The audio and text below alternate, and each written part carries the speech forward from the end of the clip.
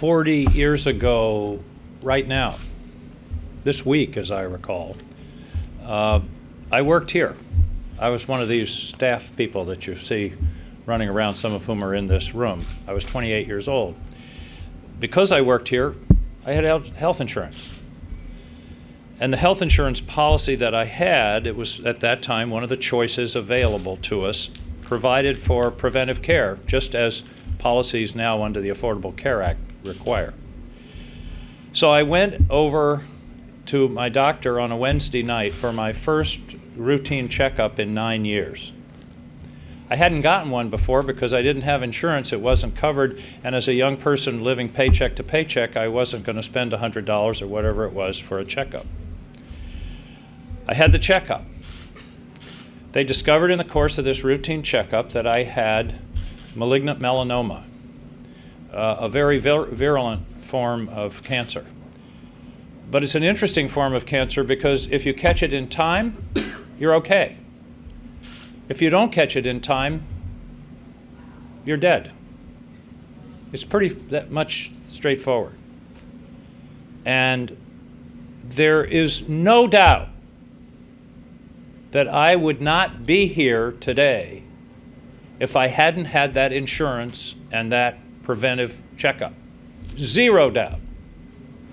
Now, what's haunted me ever since is that somewhere in America that week of March 1974, there was undoubtedly a young man who didn't have insurance, who didn't have preventive coverage, who couldn't get a checkup, who isn't here today.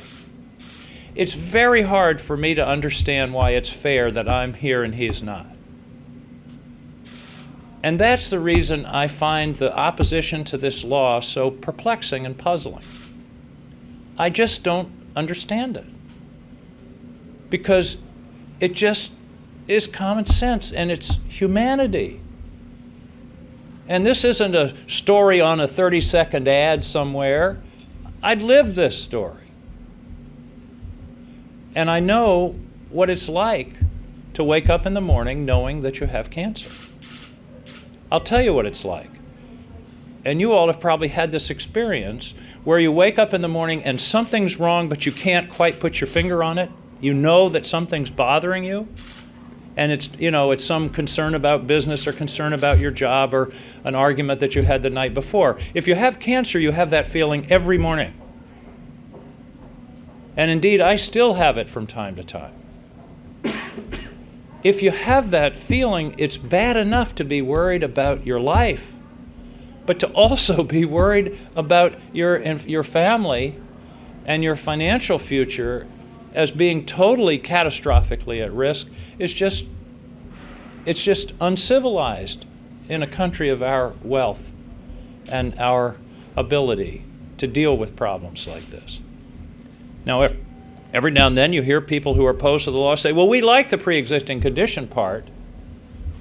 Well, I'm sorry, but you can't cherry pick. You can't say, well, we like the pre-existing condition part, but we don't like the mandatory sign-up. Well, you can't have that.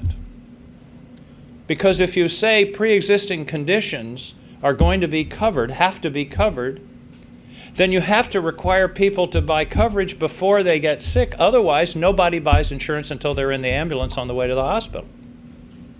It would be like in fire insurance saying you got to buy fire insurance, but you can wait until you see the flames leaping from your roof, and then you go and buy fire insurance.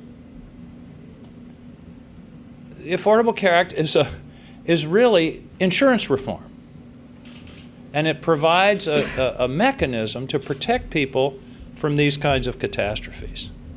So this is very personal for me. And again, the basic point for me is, how is it fair that I'm here and somebody else isn't? I think something like 8,000 or 10,000 people in America die a year of melanoma, of what I have. Most of them die because they didn't catch it in time. I would not have caught it in time if I hadn't had insurance and if my insurance hadn't covered preventive care, which is what the Affordable Care Act requires. So for me, this is I don't see it as a partisan issue. I don't understand it as a partisan issue. I understand that there may be issues with any law that's as major as the Affordable Care Act, and indeed I think there are things that we should be able to work on. And nobody defends the way it was originally administered in the first couple of months. But millions of people have now signed up. Millions more will, in spite of a campaign to convince them that this isn't in their best interest, which again, I find perplexing and puzzling.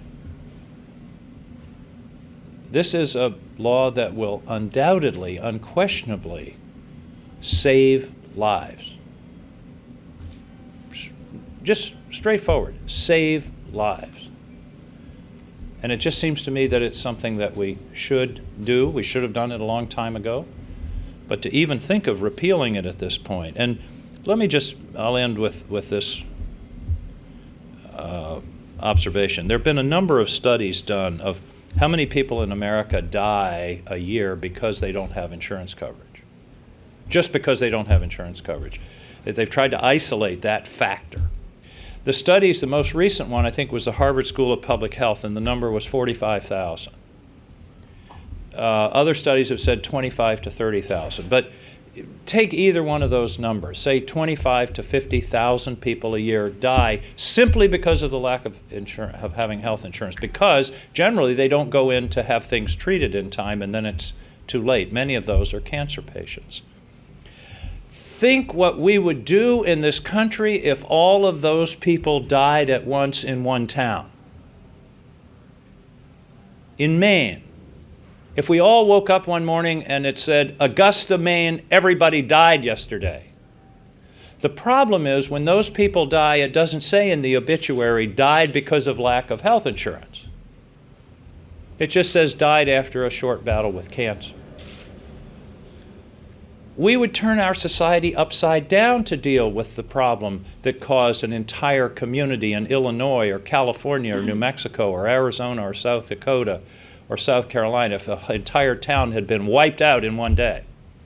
And that's effectively what happens quietly and insidiously in a place where people don't get the care they need because they're afraid they can't bear the cost, or because they've been told they just can't get insurance because they have some disease that they were struck with through no fault of their own. So that's why when Chris Murphy asked me to join him this morning, I'm here because this is not a 30-second ad. This isn't something that's being done to scare people. This is a story that I know from my own life. If it hadn't have been for insurance, if it hadn't been for preventive care, I wouldn't be here today. And somebody else who didn't have insurance and didn't have preventive care is not here today. And in America, there's just no excuse for that. Thank you.